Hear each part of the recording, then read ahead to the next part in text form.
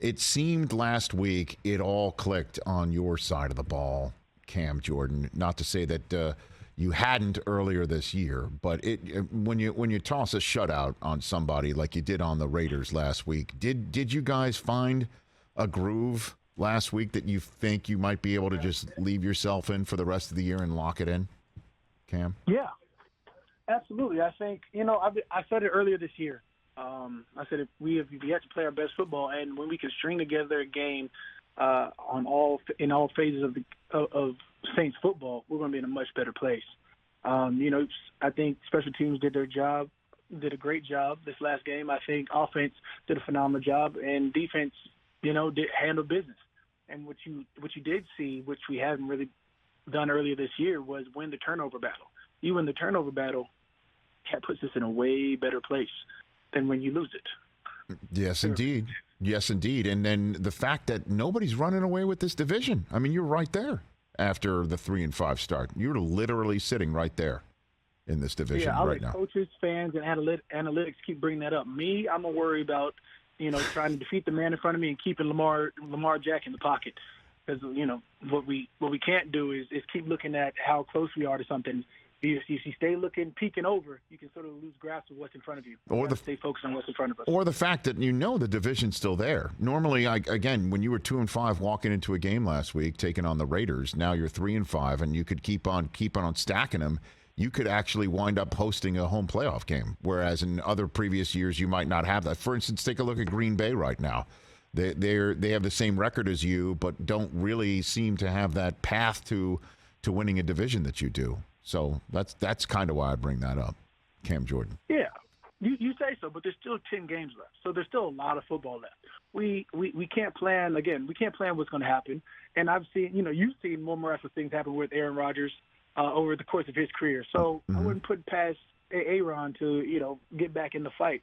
Now, will he win the division? That's something that probably may or may not happen. But right.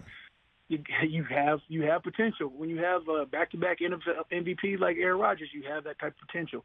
Now, granted, they've got things to work out. I'm not worried about the green and yellow team. I'm worried about the black and gold team. Okay. And we got things we're working out currently.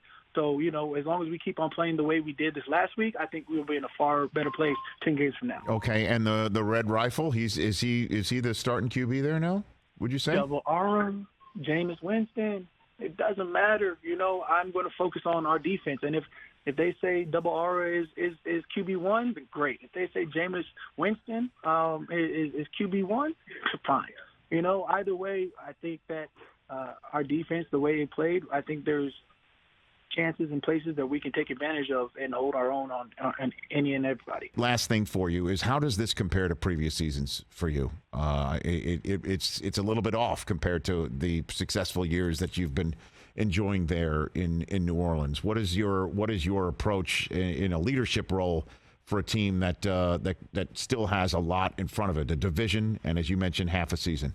Cameron Jordan. Yeah, I think that there's definitely I wouldn't even say a shift, but there's a realization that each one of these games there has to be complementary football. There has to be the same mindset that we can win these games when we work together.